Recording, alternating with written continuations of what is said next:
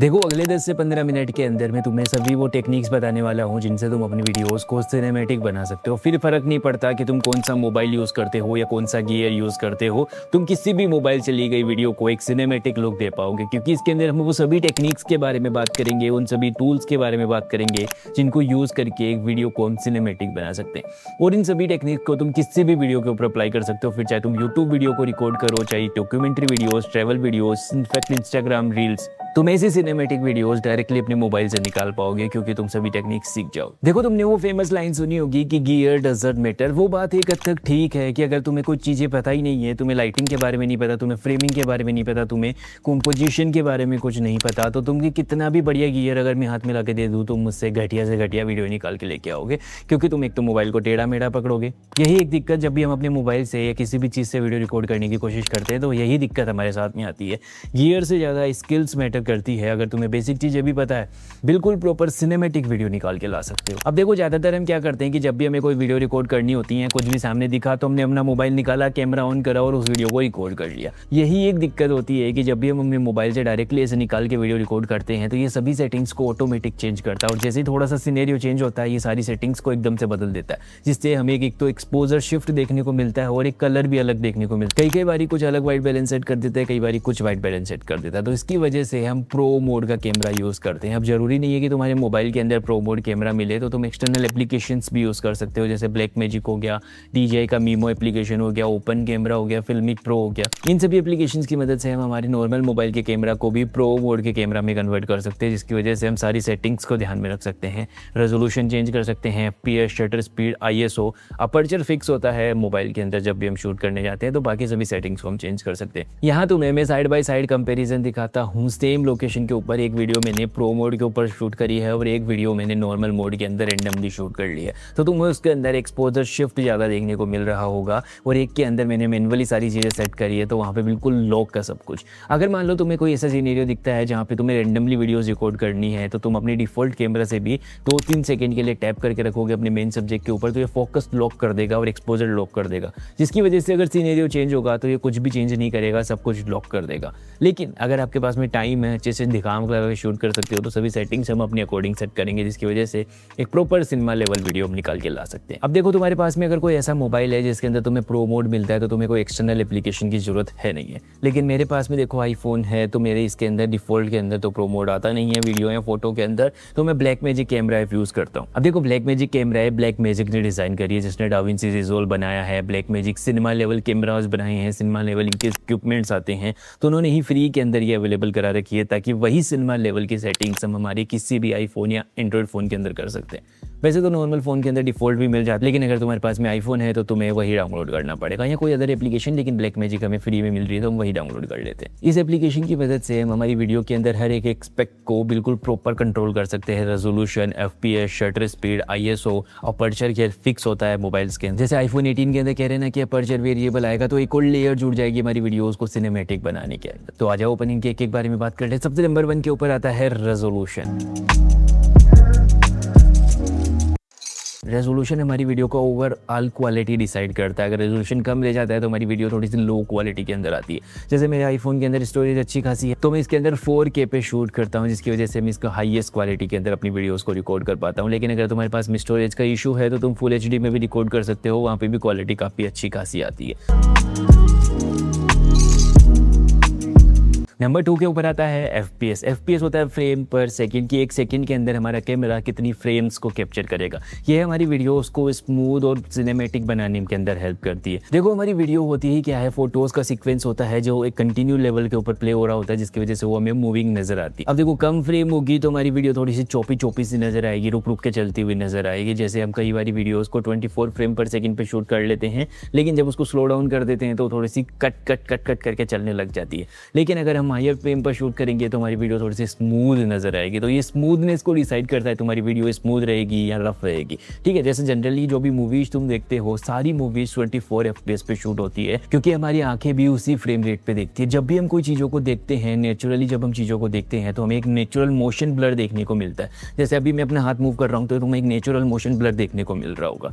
वही natural motion blur achieve करने के लिए हम हमारी वीडियोज़ को 24 फ्रेम पर सेकेंड से ऊपर शूट करते हैं। लेकिन इंडिया के अंदर एक दिक्कत होती होती है कि यहाँ की जो इलेक्ट्रिसिटी की फ्रीक्वेंसी है वो 50 हर्ट्ज़ है, ठीक है। अगर हम 24 फ्रेम सेकंड पर शूट करते हैं ना तो फ्लिकर नज़र आता है हमारी वीडियो के अंदर, तो इसीलिए हम 25 फ्रेम पर सेकंड पर शूट करते हैं ताकि वो फ्लिकर रिमूव हो जाता है। लेकिन अगर आउटसाइड इंडिया तुम शूट करते हो तो 24 परफेक्ट है। लेकिन कई बार लोग ना 30 फ्रेम पर सेकंड पे भी वीडियोस को रिकॉर्ड करते हैं, नहीं वो टीवी सीरियल टाइप तुम्हारे लुक देने लग जाते हैं तुम्हारी वीडियोस को, सिनेमेटिक लुक नहीं देते तुम्हारी वीडियोस को। लेकिन अगर तुम चाहते हो कि तुम अपनी वीडियोस को थोड़ा सा स्लो रिकॉर्ड करना चाहते हो, कि तुम चाहते हो कि तुम्हारी वीडियो एकदम प्रॉपर प्ले होती भी दिखे, अगर तुम्हें जरूरत हो तो तुम उसको स्लो डाउन भी कर लो, तो तुम 60 फ्रेम पर सेकंड पे शूट कर सकते हो, ताकि हम उनको स्लो डाउन करके 30 फ्रेम पर सेकंड पे लेके आएंगे तो वो स्मूथनेस भी आ जाएगी हमारी वीडियो के अंदर और स्लो डाउन भी हो जाएगी हमारी वीडियो। जिससे तुम्हारी वीडियो के अंदर तुम्हें फ्लेक्सिबिलिटी रह जाती है कि तुम्हें अगर स्लो मोशन यूज़ करना है स्लो मोशन यूज़ कर सकते हो, फास्ट रिकॉर्ड करनी है तो फास्ट भी यूज़ कर सकते हो। तो तुम्हारे पास में एक दो चॉइसेस आ जाती है अपनी वीडियोस को यूज़ करने में। तो अगर तुम यूट्यूब वीडियोस रिकॉर्ड करते हो, इंस्टाग्राम के लिए वीडियोस रिकॉर्ड करते हो, तो तुम 60 फ्रेम पर सेकंड्स पे अपनी वीडियोस को रिकॉर्ड करो।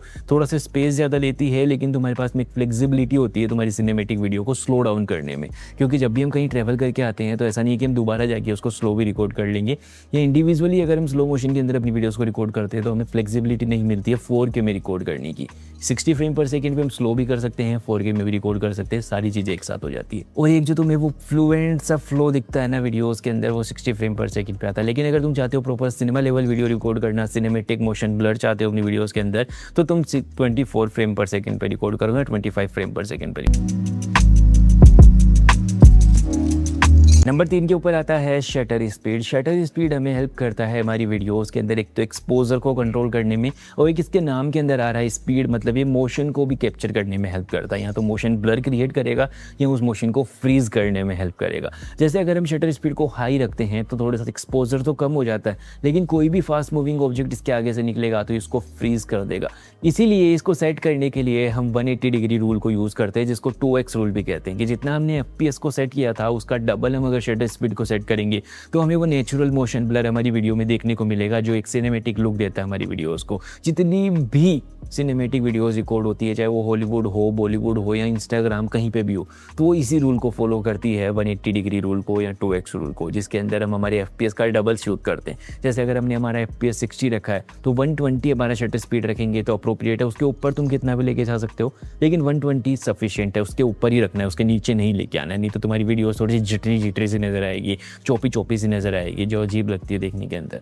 अगर तुम अपनी शटर स्पीड को हद से ज़्यादा बढ़ा देते हो ना तो भी वो तुम्हारा मोशन ब्लर गायब हो जाता है और तुम्हारी वीडियो आउट ऑफ सिनेमेटिक लगने लग जाती है, बहुत ही broadcast type YouTube video type दिखने लग जाती है। तो तुम ध्यान रखो कि तुम्हारे FPS का डबल तुम्हारी शटर स्पीड हो, जिसकी वजह से तुम अच्छा सा मोशन ब्लर भी कैप्चर कर पाओ। और अगर मान लो कभी कभी तुम चाहते हो कि मोशन फ्रीज होना चाहिए फोटोग्राफी के अंदर, वीडियोस के अंदर नहीं, फोटोग्राफी के अंदर, तुम शटर स्पीड बढ़ा सकते हो, क्योंकि फोटो के अंदर कोई मोशन का लेना देना नहीं होता है। और कई बार तुमने देखा होगा वो लॉन्ग एक्सपोजर वाली फोटोज आती है जिसके अंदर फ्लो नजर आता है पानी का या कोई भी चीज़ों का, तो वो तुम long exposure photo shutter speed को स्लो डाउन करके ले सकते हो। उसके बाद हम बात करते हैं ISO की। ISO को हम डिजिटल ब्राइटनेस कहते हैं। देखो ISO को मैं तुम्हें इन्वर्टर के एग्जांपल से समझाता हूँ। जैसे हमारे घर के अंदर लाइट चली जाती है तो हम क्या करते हैं, इन्वर्टर को ऑन कर लेते हैं, जिससे हमारे घर के अंदर लाइट वापस आ जाती है, भले ही बाहर गई हुई हो, ठीक है। उसी तरह काम करता है ISO भी। जैसे आजू बाजू लाइट कम हो जाती है, रात का टाइम हो रहा है, तो हम ISO को बूस्ट करके लाइट को ऐड कर सकते हैं। लेकिन इसका नुकसान भी है कि ये थोड़ा सा डिजिटल ग्रेन ऐड करने में हेल्प कर देता है, डिजिटल नॉइस ऐड कर देता है, क्योंकि ये सेंसर की सेंसिटिविटी होती है ISO। जैसे ही सेंसर ज़्यादा सेंसिटिव होगा तो उसके ऊपर जो पिक्सल्स है वो हमारी वीडियो और फोटो के अंदर नजर आने लग जाएंगे, जिसकी वजह से थोड़ी सी ग्रेनी और फटी सी वीडियो हमारी नजर आने लग जाती है। लेकिन अगर लो लाइटिंग कंडीशन है तो 400 से 500 के अप्रोक्स तुम इसको लेके जाओ, according to your mobile, according to your camera, क्योंकि अलग अलग मोबाइल, अलग अलग कैमरा की अलग अलग कैपेसिटी होती है ISO को बूस्ट करने की। सो उसके अकॉर्डिंग तुम उसको यूज़ करो। बाकी एक थंब रूल ये है कि जितना ISO मिनिमम होगा उतनी बेटर क्वालिटी तुम्हारी वीडियोज़ की आएगी। अब देखो बारी आती है वाइट बैलेंस की। वाइट बैलेंस एक ऐसी चीज़ है जो तुम्हारी वीडियोस को मेक और ब्रेक कर सकता है। अगर तुम इसको ऑटोमेटिक पे छोड़ दोगे तो ये कुछ भी सेट कर लेता है। जैसे कुछ लोकेशन के ऊपर तुमने वाइट बैलेंस को ऑटोमेटिक पे छोड़ा, तुमने वीडियो रिकॉर्ड करना शुरू किया, थोड़ी दूर जाने के बाद में मान लो इस आसमान की तरफ तुमने अपना मोबाइल घुमा दिया, लेकिन अगर वाइट बैलेंस इसने लो रखा तो तुम्हारा आसमान भी येलो कलर का दिखने लग जाएगा। वाइट बैलेंस का एक थंब रूल है कि तुम्हारे कैमरा के अंदर या जो तुम्हारी वीडियो के अंदर जो वाइट कलर है वो प्रॉपर वाइट दिखना चाहिए, तो तुम्हारा वाइट बैलेंस बिल्कुल परफेक्ट है। जिसको मान लो हम पोस्ट के अंदर भी सेट कर सकते हैं, मतलब जब हम एडिट करने बैठते हैं, लेकिन वहाँ पे इतना अच्छे से हम इसको सेट नहीं कर पाते। इसीलिए हम इसको इन कैमरा सेट करने की कोशिश करते हैं जितना पॉसिबल हो सके, नहीं तो तुम्हारी वीडियोस को बहुत ही गंदा दिखाने में हेल्प कर सकता है। पूरा रोल प्ले करेगा तुम्हारी वीडियोस की क्वालिटी को तो नहीं, लेकिन तुम्हारी वीडियो की टोन को सारा खराब करेगा। अब देखो, ये तो वो सेटिंग्स थी जो हम इन कैमरा सेट करेंगे, जिसकी वजह से हम हमारे कैमरा को बेटर बना सकते हैं। लेकिन एक्सटर्नली जो चीज़ हमें ध्यान में रखनी होती है, उनके अंदर 3 ऐसे फैक्टर जो मेजरली अफेक्ट करते हैं हमारी वीडियो को। पहला है टाइम ऑफ डे, कौन से टाइम के ऊपर तुम शूट कर रहे हो दिन के अंदर। नंबर 2 के ऊपर है डायरेक्शन ऑफ लाइट, कि कौन से डायरेक्शन से तुमने अपने सब्जेक्ट के ऊपर लाइट फेंकी है, या नेचुरल लाइट को जब तुम यूज़ कर रहे हो तो उसको कौन से डायरेक्शन से यूज़ कर रहे हो। नंबर 3 के ऊपर आती है वेदर। सबसे पहले अपन बात करते हैं कि अपने कौन से टाइम के ऊपर शूट कर सकते हैं। देखो, अगर तुम्हें प्रॉपर सिनेमैटिक लाइटिंग चाहिए, पूरी सॉफ्ट लाइटिंग चाहिए, तो तुम गोल्डन आवर के टाइम शूट कर सकते हो, जो कि अर्ली सुबह सनराइज़ के पहले का टाइम होता है, और सनसेट के बाद में जो 1 घंटा होता है, 2 घंटे होते हैं, वो टाइम का जो होता है सनसेट के ऊपर, वो है गोल्डन आवर।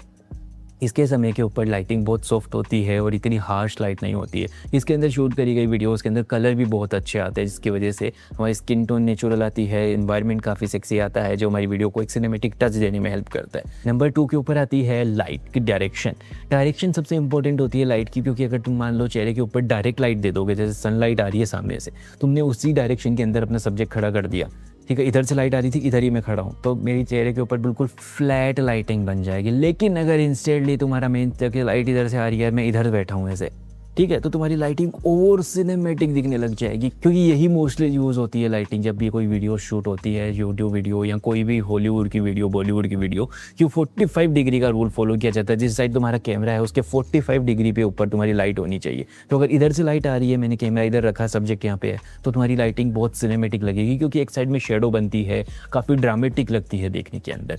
और अगर मान लो तुम्हें वो भी नहीं करना, तो तुम्हें और सिल्वेट लुक चाहिए, कुछ अलग सा लुक चाहिए, तो तुम जस्ट सब्जेक्ट को पीछे रख सकते हो, पीछे की साइड लाइटिंग है, सब्जेक्ट यहाँ पे, तुम उसके जस्ट पीछे से शूट कर सकते हो। इसकी वजह से तुम्हारी वीडियोस के अंदर और बेटर लाइटिंग देखने को मिलेगी। तो तुम नेचुरल लाइट को 2 तरीके से यूज़ कर सकते हो, एक तो 45 डिग्री के एंगल के ऊपर, और एक ऐसे बैक लाइट। मैंने मतलब पीछे की साइड सनसेट हो रहा है, मैंने सामने बैठा हूँ, इधर कैमरा रखा, तो ये बैक लाइट की तरह काम करेगा, बहुत बड़ा सोर्स हो गया लाइट का, तो उस तरह से। नंबर 3 के ऊपर आता है वेदर। कई बार क्या होता है कि जब क्लाउडी मौसम होता है ना, तो लाइटिंग काफ़ी सॉफ्ट हो जाती है, जैसे अभी काफ़ी सॉफ्ट लाइटिंग हो रखी है, बाहर क्लाउड हो रहा है, तो उसकी वजह से क्या होता है ना कि शेडोज़ वगैरह नहीं बनते हैं, पूरा प्रॉपर क्लीन फेस आता है। अगर तुमने देखा हो कई बार, ये तुम पहाड़ों में जाके वीडियो रिकॉर्ड करते हो, तो वहाँ पे तुम्हारी वीडियो के अंदर लाइटिंग काफ़ी अच्छी आती है, तुम्हारी स्किन टोन काफ़ी अच्छे हो जाते हैं ड्यू टू सॉफ्ट लाइटिंग, ठीक है। अगर हार्श लाइटिंग हो रही है तो तुम अवॉइड करो, अगर धूप ज़्यादा है तो। अगर बारिश का मौसम हो जाता है तो ज़्यादातर लोग वीडियो रिकॉर्ड करने से हट जाते हैं पीछे, लेकिन मैं ज़्यादातर बारिश के मौसम पे ही बाहर जाता हूँ, क्योंकि उस टाइम पे क्या क्रेजी स्लोमो वीडियोस आते हैं, जिनको तुम वाटरफॉल का या खुद का बारिश के अंदर वीडियो रिकॉर्ड कर सकते हो।